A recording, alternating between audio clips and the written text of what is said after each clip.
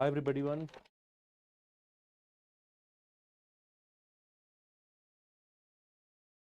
I hope the voice is audible. You're able to hear me. Again, meeting for the NCERT Polity from the RM batch. In the RM batch, we're covering all your NCERTs from the very basics. And this is lecture 4 of an ongoing series on Polity NCERTs. In this NCERT series, we're covering, for example, the NCERT of political theory. Okay. Those of you who have already seen the first 3 lectures, today we're going to see another important lecture. This is our lecture 4. Here we talk about the chapter 4, right? So till here, I hope some of you would have seen. Continue.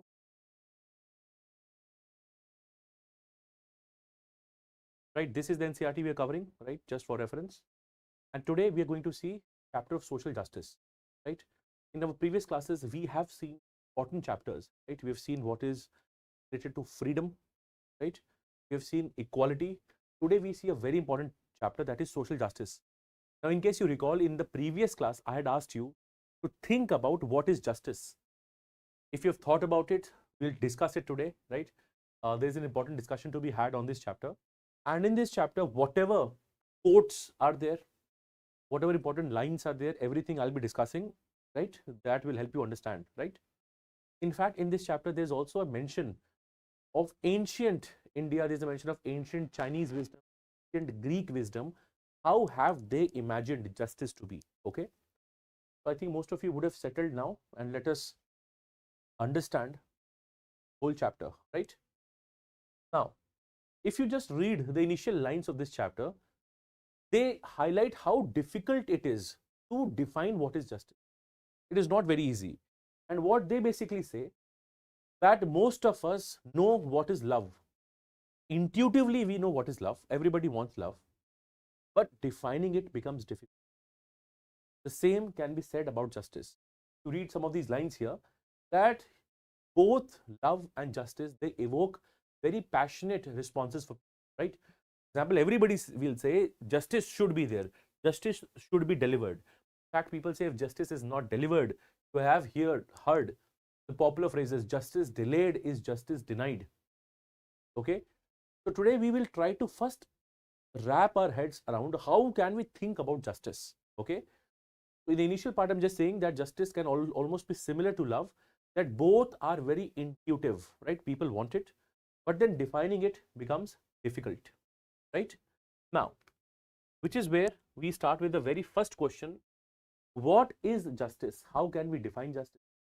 Has the concept of justice remained always the same, or has that seen some changes over a period of time, right?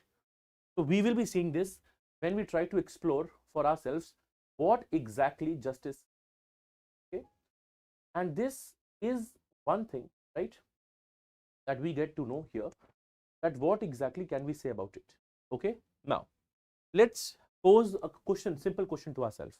Okay, let's say two people are doing the same work, both of them are working for 8 hours, right? What should justice be? That both of them should get the same amount. Let's say for 8 hours for one day, somebody is getting paid 500 rupees, right? You would also agree both the person should be paid 500 rupees, right? Where if one person is paid maybe 500, other person is paid 400 for the same work that they are doing, you will say injustice has been done, right? Now, if there are two people who are delivering pizza, for example, right? One person gets more money, other person gets less money, simply because their gender was different, or simply because their caste was different. What that means? That means injustice, right? So when I'm saying justice, and this is something that we are starting, and in fact, I want to start with this question. Okay, to understand what is justice, it is very easy, and we can take these cases, how we conceptualize people. Okay, that people who are doing the similar work, same work, they should be paid. Their remuneration should be same. That is one aspect. Yes or no? Can we agree on this? So first is, we will see first what is the meaning of justice. Then I'll tell you some of the historical perspectives of the evolution of justice. Okay. Here, in a very simple one line, if I were to define, how can I define justice? Okay. So I can here talk about two things. Okay. Two things. Number one, justice is intuitive. What does intuitive mean? Everybody wants it, everybody thinks what is justice, but it is difficult to quantify that, right? First, just keep this in mind, justice is intuitive.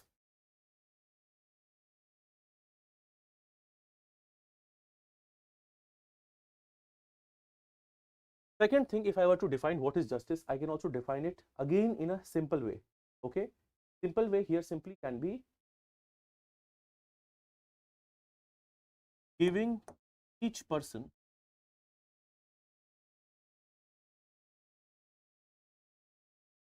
their due. Whatever is due to you should be given to you. Giving each person their due. Okay, and this is also the definition that you see in your NCERT, right? Whatever is due to a person, if you give that, that simply means it is justice. But is it really this easy? For this, we need to go to the historical perspective. Okay, first let us see the historical perspective, then I'll tell you a very important points. What are the three key principles of justice? This will help you understand justice really well. Okay, till now I've just told you justice happens to be very intuitive. First thing. Second, justice means giving the people their due. Whatever is due should be given to them, right? Now let's first understand the historical perspective. Here we will see three things. We will see what ancient India has to offer. We will see the ancient Chinese wisdom on this. All of this is there in NCERT, which is why I'm covering this part.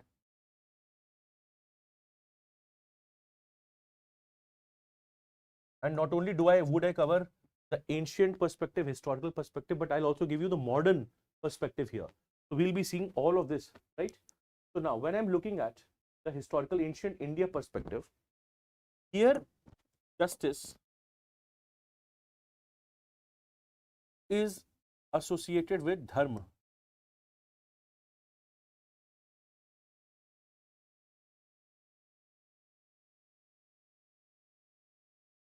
This is important, right? It's associated with dharma. And please understand, dharma here does not mean religion. Here, in fact, in India, the Indian meaning, okay, of dharma is duty centric. For example, you have heard terms like Raj Dharma. Okay, so here, what is the duty of the king, for example? The duty of the king is to maintain social order. Maintain social order. That is the duty of the king. So when I'm looking at ancient India, justice is associated with dharma. Okay, and here, same thing. You have to maintain duty. How? You have to have a social order. Okay. What is there in China? Almost a similar thing. China, we have a very popular philosopher, Confucius.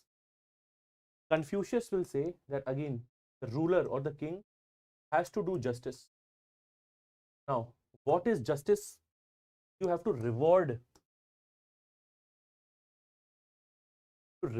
or you have to give incentives for the people who are doing well, who are doing good, and you have to punish people who are doing crimes.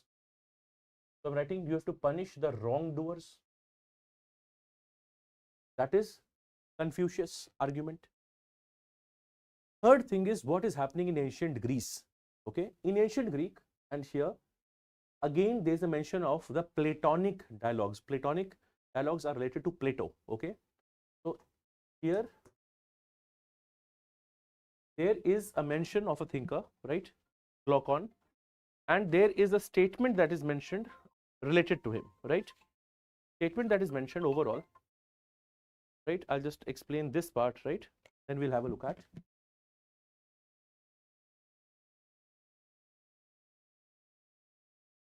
So, and we'll see what does Plato have to say here.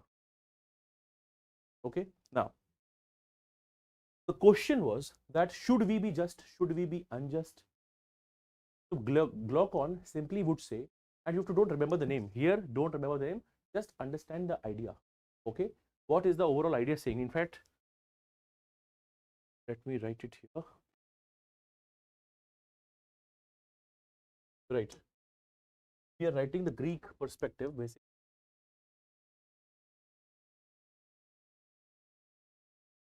In ancient Greece, you have to understand what is the overall idea.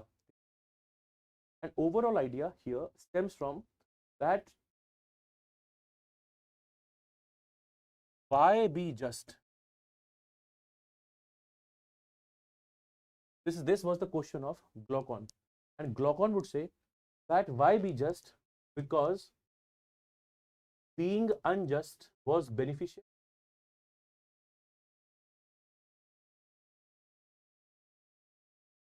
Let's understand what is the meaning of this. And there's a dialogue that is going on back and forth. Glaucon would say that if we become too just, you have to share your land, to share the resources, you have to be good with everybody, right? And again, remember, he would simply say that if you become unjust, you can take more land, right? If you fight, maybe you are getting the bigger share. So it is better, let's become unjust, right? Now, the rebuttal to this, what would Plato say? Plato would say, this strategy does not help you the long term. This is very much short term thinking. So according to Plato, being just actually helps the society, because it is not just one person. Maybe you're able to fight and maybe take resources for the other people. The other person will always be wanting to take revenge. Other people want to take revenge. The whole society will go to a chaos if we follow the above principle. The main thing is being just, okay, helps in long term. It helps to serve the long term interest. Okay, so this is important. So we've seen three perspectives. First perspective, the ancient Indian perspective. In that, it is important for the king to uphold dharma. Okay, dharma was duty-centric view. Second view was related to Confucius simply saying, reward the people who are doing well, punish the people who are doing wrong. The third view of Plato is that being unjust may have some benefit in the short term, but it has a lot of disadvantage in the long term. So it is always better to be just. And what did we understand? What is being just? Is being just means that you give the due to the person, whatever is due. Okay. Now, because I've said whatever is due, still you would wonder, then how do I define justice? For that, we need to understand the three principles of justice, and this will now make your understanding of justice very clear. Okay, I'll tell you three principles of justice. Okay, first principle says equal treatment for equals.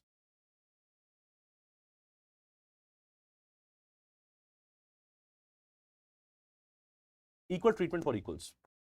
I started the lecture by giving you one example. Two people are delivering a pizza. Should they be paid the same amount? Yes. Again, two people working in the office for 8 hours. Should they be paid the same amount? You will say yes to both. So that means if somebody is working the same hours, if somebody is doing the same work, if they are not being paid same, and somebody says, no, their caste is different, their religion is different, their gender is different, and because of that, that would mean, and because of that, if there is discrimination, that means this is injustice. Okay. So the very first thing that we are saying, this helps us understand there should be no discrimination. No discrimination in the social sense. When I say social, can be gender, etc. No discrimination from the economic sense for the people who are doing the same work. I hope this part you are able to understand. Okay. So two people who are doing the same work, okay, must be paid equally, as simple as that. Right? So equal treatment should be there for equals. That is the first principle you have to understand. Equal treatment for equals. However, now I'll tell you another important concept.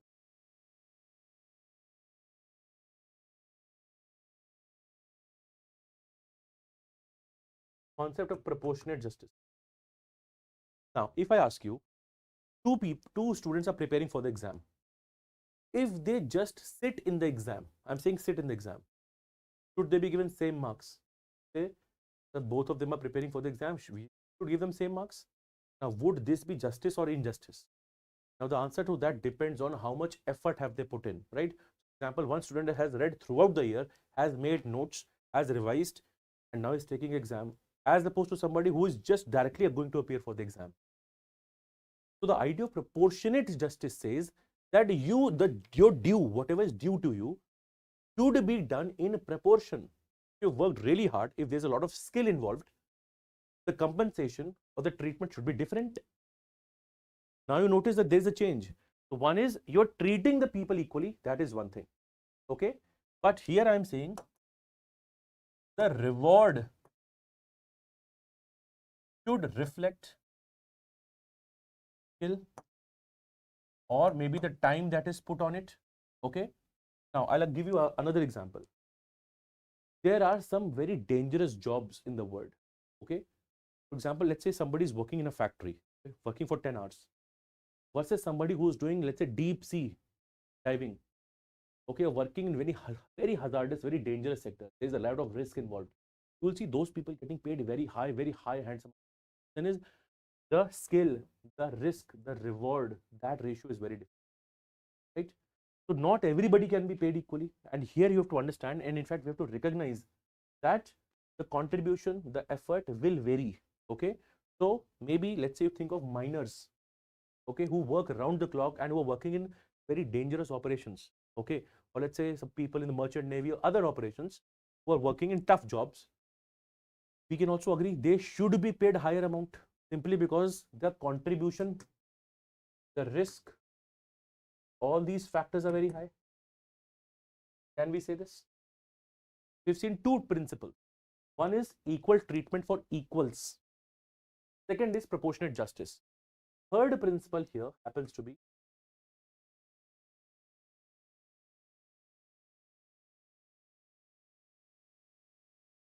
recognition of special needs. Recognition of special needs. Okay. Now, for example, if you are preparing for the UPSC exam, if somebody has a disability, they can be allowed a scribe, and when they have to write the paper, they are given additional time. The people who don't have any such issues, they are given normal time. So two candidates, one is let's say given 3 hours, one is given 30 minutes more. But why is that happening? This is because of recognition of special needs, right? Same thing. If there is a reservation, in fact, in the previous class, we have talked about reservation, right? In that sense, you will see sometimes the cutoff for different categories would be different. Yes or no? So when I'm saying recognition of special needs, here also, this also happens to be very important because not everybody in the society is equal. And that is something contained in the previous class also, right? So people will be born in different socio-economic conditions, okay? And there's a lot of element of luck in that, right? Somebody may be born with a disability or somebody has met an accident. How to create a level playing field, even that is justice, right? If you go to a mall, you'll see sometimes ramps, okay, so that they actually help the specially abled people. Yes or no? That is again important aspect of recognition of special needs. So if somebody, again, think of, let's say, a visually impaired candidate, right?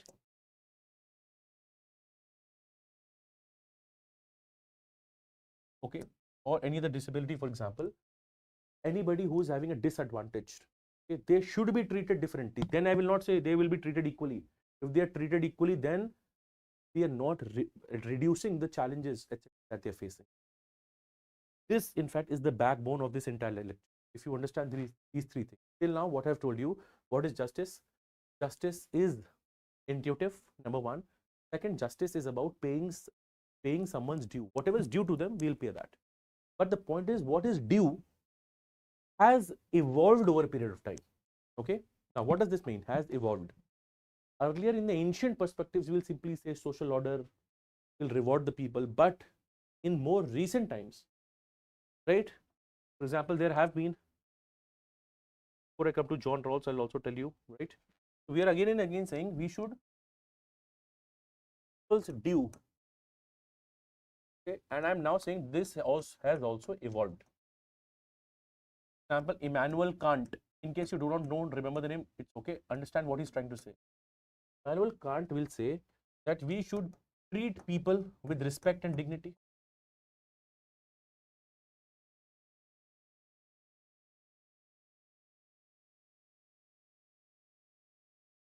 In fact, The previous class also we have seen negative liberty and positive liberty.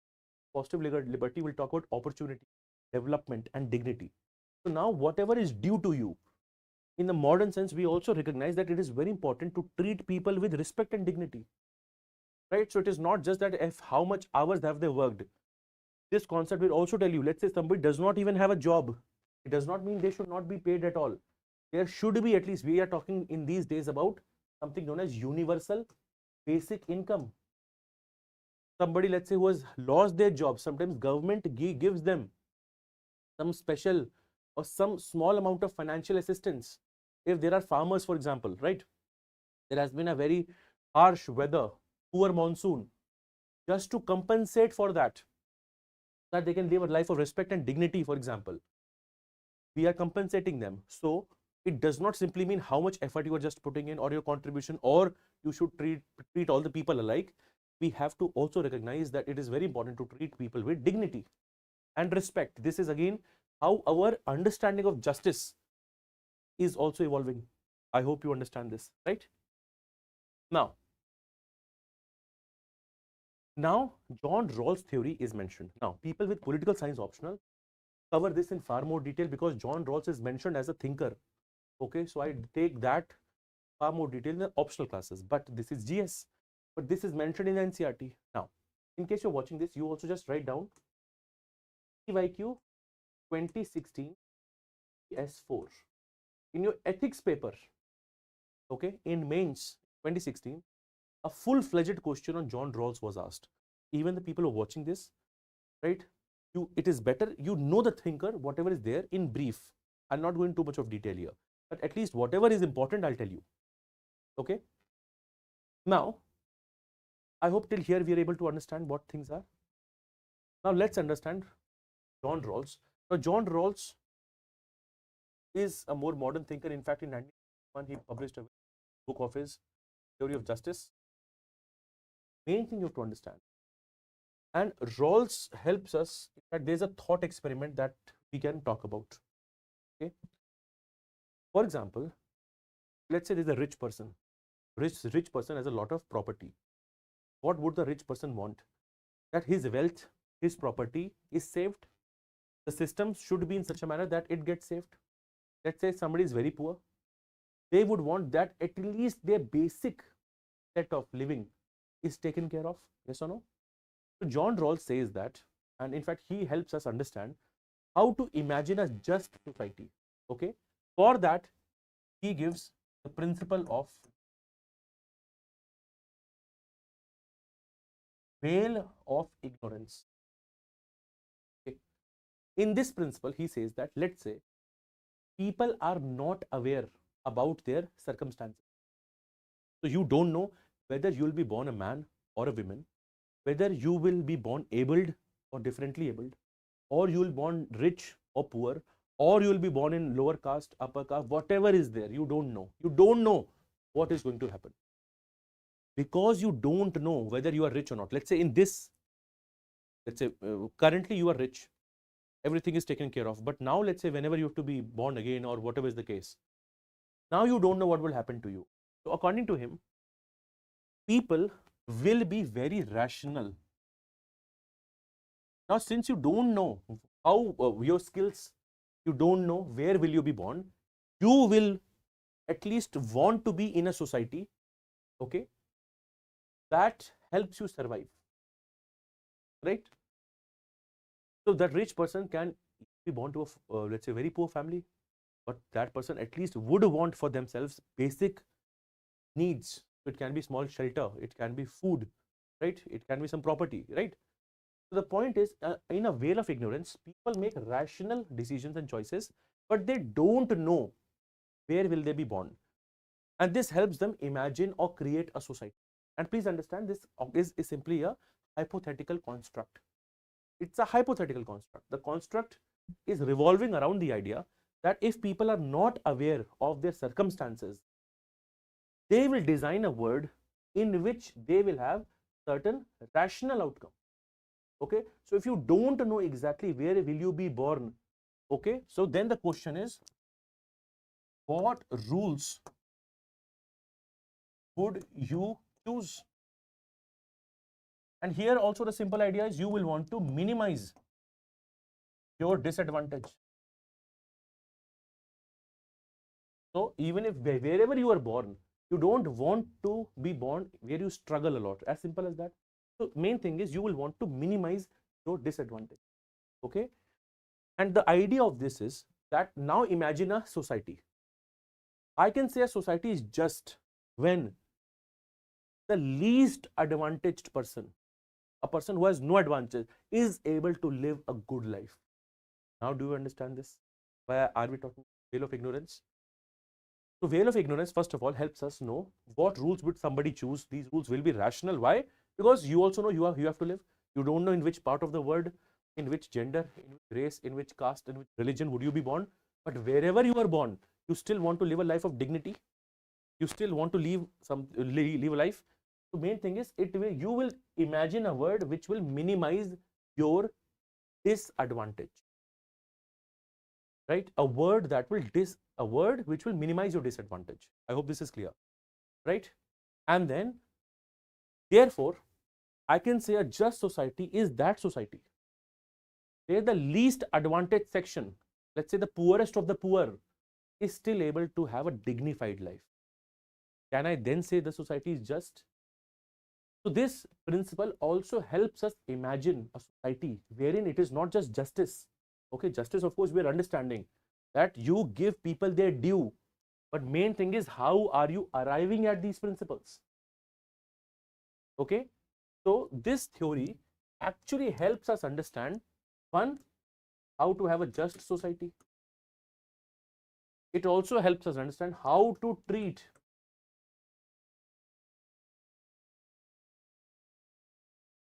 disadvantaged sections. Right? And here also state will play an important role. Right? State simply cannot say that those who are rich, let's focus on them, those who are poor will not focus on that. A state simply cannot think of maximizing revenue. State ultimately also has to ensure the welfare of disadvantaged sections. Again, take the case of India. The state has to ensure that the businesses are flourishing, but at the same time has to reduce poverty, has to reduce hunger, has to work on education, has to work on health. Right? That is how you will understand this theory. The theory of Rawls related to veil of ignorance. Okay. And Rawls simply says that it is not simply because of moral reasons we are doing it, it is because of rational reasons we are doing it. How to minimize inequality so that people can have a good life. People can enjoy a good life. That is overall the key argument made by Rawls. I hope you are able to understand this, right? Now, what is just distribution? And this is again where book talks about this thing, social justice. Right? So that let's understand just distribution. Distribution can be of resources also. How goods are divided in the society. And imagine if goods are divided in such a way that we are able to minimize the concentration of wealth. What is the meaning of minimize concentration? Which means it should not be that some small section of people have most resources and a big section of people who are poor, they have very limited resources. Then we cannot say the society is totally just. Yes. So here, social justice requires more than fair laws.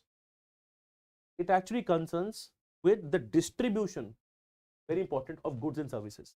Means when we imagine justice, many times it is said, okay, it is important to have fair laws.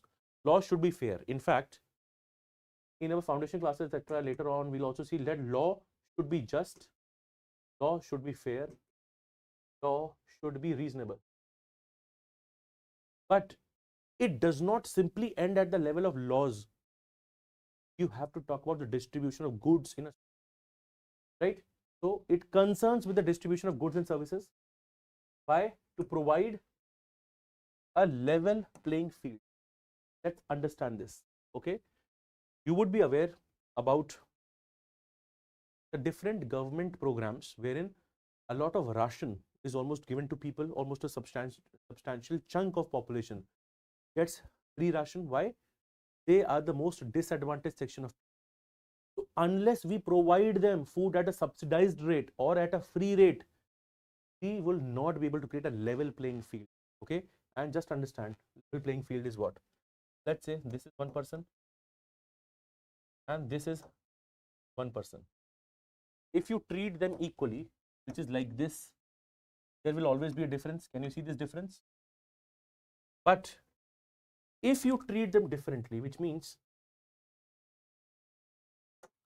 you have to have some difference. Let's have a look at. Now, what is the difference? This is person number 1, this is person number 2. For person number 2, we are giving them extra allocation of resources so that they now are able to come at the same level. This is how we define also social justice. Again, think of the previous class, equalities. There are some sections of people, either because of gender, let's say women have been discriminated, because of race, let's say again the blacks have been discriminated. Indian case, because of caste based, okay, be it OBCs, SCs, there has been SC/ST, there has been a lot of social discrimination that has happened. How do we ensure that? Here, it is not just that you have laws which says that we have created fair laws. Here we have to go one step beyond, okay? And what is that one step beyond?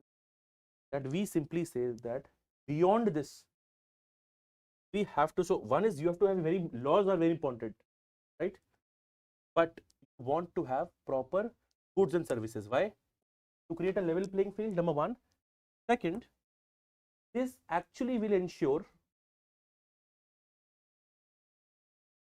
equal opportunity. This will ensure dignity. And this will ensure, again, third point we can also mention here.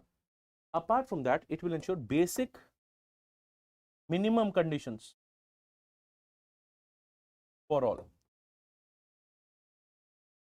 This can ensure basic minimum conditions for all. Okay. So equal opportunity, dignity, welfare, basic minimum conditions for all of that would be related to the just distribution. I hope this you're able to understand. So beyond laws we have to go. Sometimes laws will say everybody will be treated equally, but you have to have basic allocation of resources. So that is why if I remove this term, distribution of resources, if it is equal, it will lead to this scenario. Rich will be rich, poor will be poor. But if you have just a distribution, it simply means, let's say the poor section of people, they're getting, again, remember, food at a very subsidized rate or even free, then you can create this scenario. This will lead to what you want is social justice. Social justice. Again, think of India. Same example that I gave you, that in India, again, there is a lot of discrimination. And because of social discrimination, people also have economic discrimination. I hope that is clear, right? Now, again, couple of infographics and cartoons from the NCERT. Why do they say justice delayed, justice denied? Okay. So here, same thing, we often say this. So let's say there's somebody who has been injured. He does not receive any benefit from the judicial proceedings. Okay. And let's say after they are dead, and let's say after a very long time, when they actually get the verdict in their favor, then of what use is this? Okay. And let's say even if somebody is alive, but it has taken 10-20 years, they would have already faced so much of trauma, right? So much of pain. It would not be there. So we would always want, when I say justice, it should be done in a swift manner, right? Law should be implemented. There should be fair, just, and reasonable. We should have just distribution. That is again something that we talk about. Okay. Second thing, a very prominent quote again for Dr. B.R. Ambedkar. And these things you can also write somewhere and also can make a repository. I'll share a quote of Dr. Ambedkar and also J.S. Mill, which is there in this chapter only. And these repository can also be very well used for your essay. Sometimes some of you may wonder, I don't have enough content. If you utilize your resources well, you will get a lot of content, right? Now let's read this. A just society is that society in which ascending sense of reverence, okay, and descending means lowering, ascending means increase. Descending sense of contempt is dissolved to the creation of a very compassionate society, right? And what is compassion? In the root word compassion, you want to care for somebody, you want to help them, those people. How would you help those people in general? When there is minimal or almost zero contempt. You don't dislike them. You want to actually do good for them. And there is an increasing sense of reverence. Then only we can talk about fraternity. Then only we can talk about brotherhood. Then only we can talk about integrity of the nation. Yes or no? That is a just society. But the opposite sometimes happens. The descending sense of reverence, you don't really, let's say, appreciate other sections, and increasing sense of contempt. People are then infighting. There is a lot of conflict going on. And then it does not become a compassionate, it becomes a very hateful society. Okay. The last heading in this topic or in this chapter was the debate on free market versus state intervention. Okay, let us also understand this. This we have partially discussed in the previous chapters also. So let us have an idea about what is to be understood here, right? Now, when I'm saying markets are free, okay, in fact, Adam Smith always spoke about this part. Okay, if the markets are free, so he would simply say that it is the demand and supply, right? If the markets are free, the merit is going to be rewarded. Okay, that looks to be good. But what is the problem here? Okay, if this looks to be very good, the problem is, of course, I can say merit is rewarded. I can also say talent is rewarded, right? And somebody can also say that merit, talent, free market is gender blind. Somebody can also say this is caste blind, race blind. So if you are doing good, it can be a man, it can be a woman, it can be any person, you will be rewarded by the market. Okay, but is this totally true? The answer to this, market, of course, is going to help those who are already privileged. So somebody who has a good capital, somebody who has good connections, who has some property, etc., they will take the best benefit out of it. Okay, and the same cannot be true. For example, on paper, again, men, women have the same thing, that anybody can create a business, but in reality, women will face more discrimination, and that too in India they'll face more discrimination. Let's say if I compare India with US, same thing, a person from a very, let's say, lower caste versus a person from a higher caste, in real sense may face more discrimination. Then it will not be fair to say that market is totally gender blind, or market is totally caste blind, or market is totally race blind. For this reason, it is said state should also intervene, because see, free market simply means no state intervention, right? But why should there be state intervention? Again, for justice. And these two are ideas which conflict with each other. If you, let's say, if we go for totally free market, imagine if India totally has totally free market, health and education will be so expensive, most of the people will not be able to pay for it. In fact, let's say if you think of US, the health and education part is very expensive. You would have heard a term known as medical tourism. A lot of tourists, okay, and a lot of foreigners, they come to India because in India the quality of health services is very good, but it is far cheaper as compared to the Western counterpart. Be it Delhi, be it other places, you will see a lot of people coming in to Hyderabad and Bangalore, and they'll be staying in Indian hospitals and around those hospitals for some time, and whatever amount they pay, they get the same or even better services at almost half or 1/5 of the price. Okay, so again, the point I want to make here is these two are conflicting ideas. If you go for totally free market, it may create more inequalities. It can again lead to something that we've discussed: rich will get rich, poor will get poor. Again, something we have to keep. Second, state intervention is also important to understand. If there is no state interventions, market will do what they please. But if there is state intervention, we can have a balance and mix of both. So there is a constant debate between these two principles. Free market, for example, Adam Smith will always support free market. But the reality is that many people are disadvantaged. So when I'm saying give people their due, remember proportionate justice, remember recognizing special needs. They're important principles I've had. This is again what the topic says to us, that we have to almost balance both of them. Okay, see, disadvantaged need help.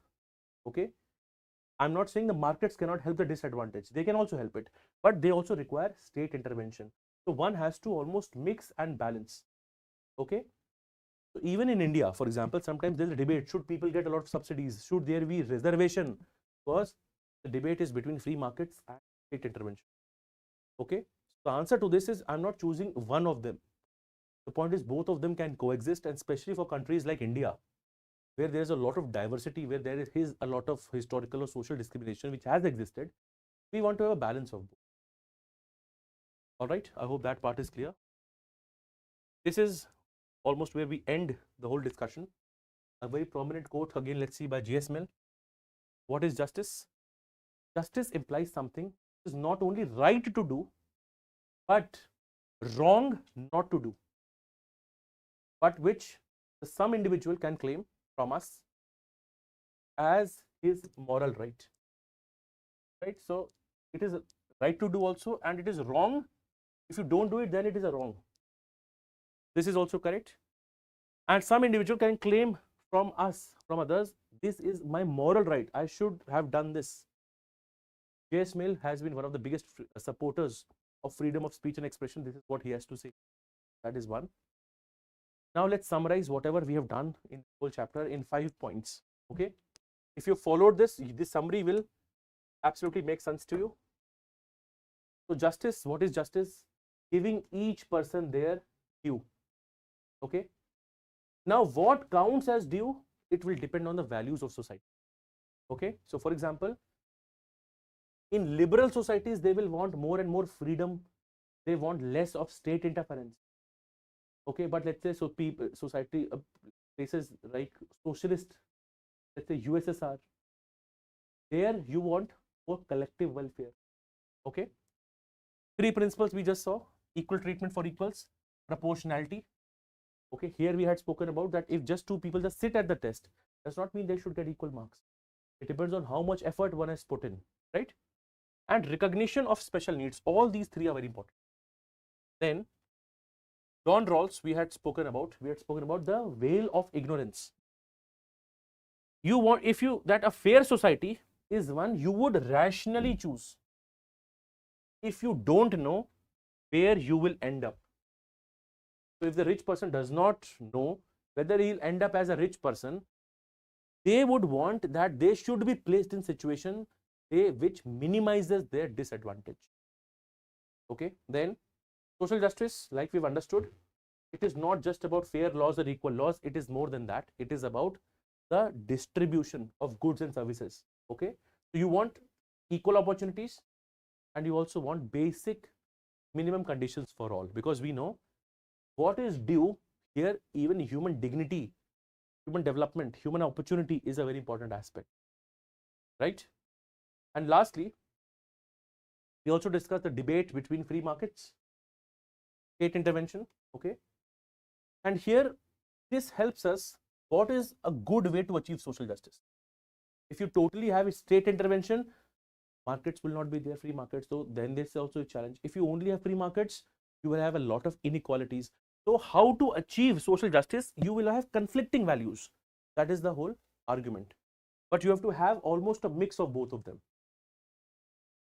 Right? So this is what we had to cover in this chapter of social justice. I hope you were able to get some idea. Right? This again I have to tell you that this is from our AARAMBH batch. In case if you want to have a full-fledged preparation of your foundation for 2027 or beyond, we also have a dedicated foundation batch, the details of which you can again from ask or see from the website or from the YouTube channel, right? You have a Kavach batch for that. Okay. Thank you so much. I'll again meet you in the next lectures. Thank you.